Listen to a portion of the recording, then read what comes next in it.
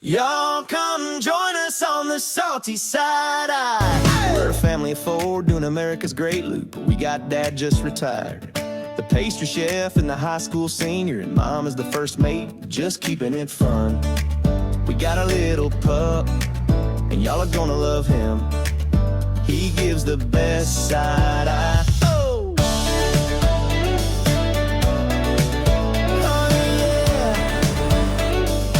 Y'all come join us on the salty side. Hi, I'm Jenny from the Salty Side Eye.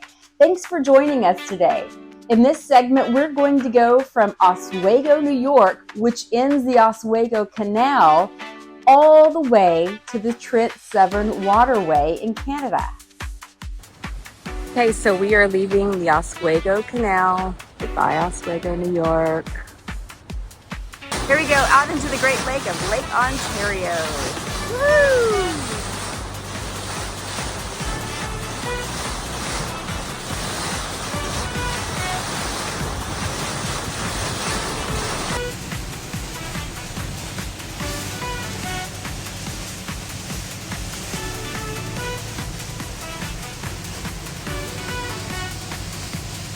So while we're underway today, it's so cool. We're just gonna leave the screen door open. We turned off the generator.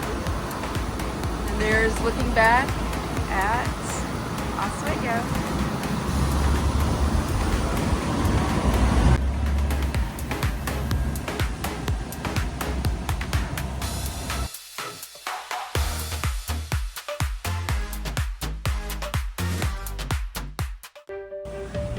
Lake Ontario is the smallest of the 5 Great Lakes, but it does not lack in beauty. We visited Clayton, New York, which is called the gateway to the Thousand Islands. We'll get to the Thousand Islands in a minute. It was a cute town. They even let us dock on the city dock for free, so we stayed there while we shopped, ate. Phil went to a boat museum, and we really enjoyed Clayton. We decided to find ourselves a place to anchor around Clayton. We found a great spot to anchor, got in our dinghy and went and checked out the sights. But it wasn't long before Phil wanted us all to go for a swim. We let him try it first. Seemed a little cold to me.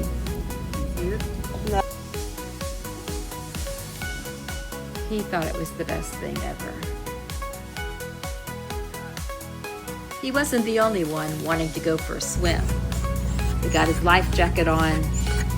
He could hardly contain himself. You wanna swim? He finally shot his shot when he had a chance. Mackenzie got in and stayed a while, but Ellie jumped in, got out. I never even attempted it, it's so cold. But Longfellow and Phil were sure happy.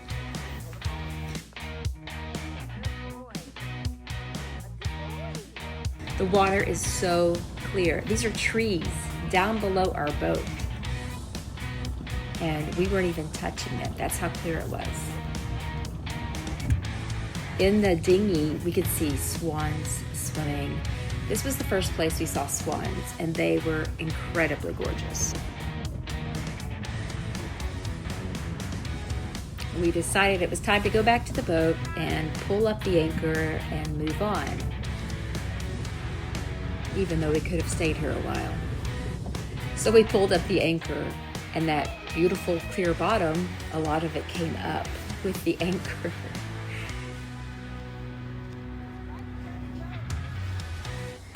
As we left, Longfellow sure longed to go swimming. We went on through the Thousand Islands. Now, the Thousand Islands are really 1,864 islands. Some islands are tiny, tiny, and some are completely owned by one family, and they have homes on them.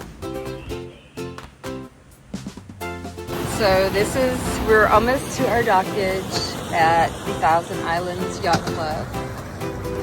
And can't wait to go to that castle over there. Boldt Castle. Nothing like turning around and meeting that ship in the water. That's Boldt Castle. We're going to go visit that. It is one of the top tourist attractions in the Thousand Islands. Here's the story of Boldt Castle. It sits on Hart Island, and in 1900, George Boldt, who owned the Waldorf Astoria in New York City, decided he wanted to show his wife Louise how much he loved her. So he built this castle. But in 1904, as it was still being built, he called one day and told them to stop construction because his beloved Louise had died. So this castle has been restored, but from 1904 to 1977, it sat empty. Vagrants and the weather really took its toll on this castle. But in 77, it was taken over and they put it back like it was, and it was gorgeous. It is a work of art, and it is still under construction. They're still improving it every year. And in case you're wondering, if you are a fan of Thousand Island dressing, it does have its origin here.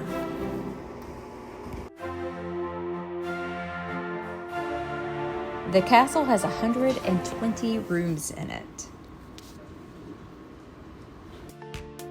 Outside, he even designed Italian gardens because his wife loved flowers and gardening. So we were just over at the Boldt Castle, and this was we took a picture of this, and this was part of the original Boldt estate, the yacht club we're staying on.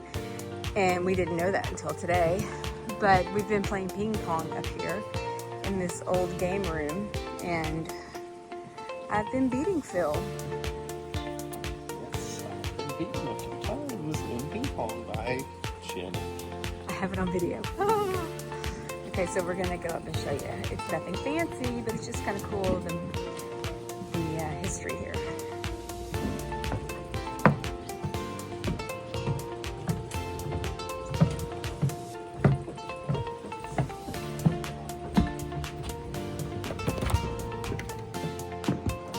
Here we are.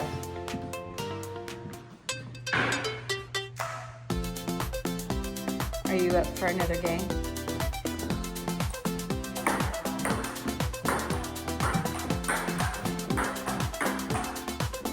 So this is where the Boldts stored their yachts before they built the boathouse. Just covered storage.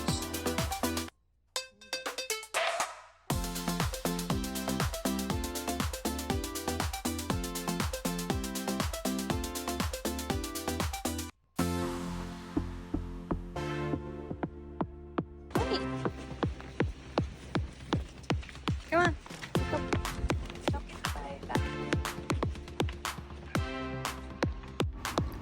More swans. I could not get enough of the swans. And this is not the last time you're going to see swans. Back out on the water, we made our way up the St. Lawrence River toward Kingston. The color of this water and the clearness of this water, I could not get over. I would definitely come back to the Thousand Islands. The water this day was a little rough, but it wasn't horrible.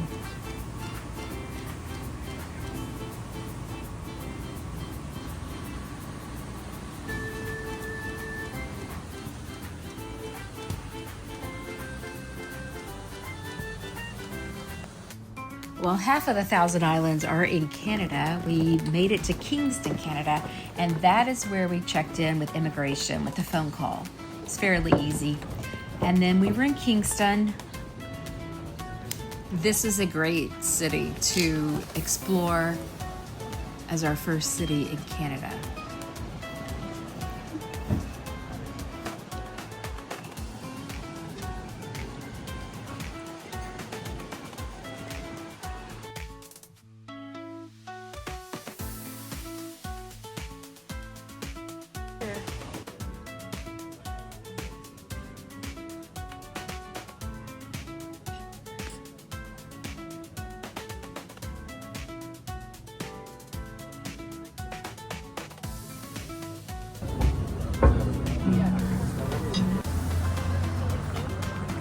We said goodbye to Kingston, added a Canadian flag to our flagpole, and went on toward Trenton, Ontario, where there were so many swans. It was unbelievable. All of those white dots are swans.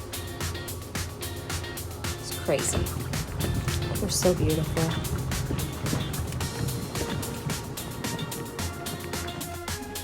The next morning, we left and headed out to the Trent Severn Waterway. We want to thank you guys. We want to thank you guys for watching today's video, and we'll see you next time as we take on the big chute in the Trent Severn. Look at this. It was crazy. See you next time.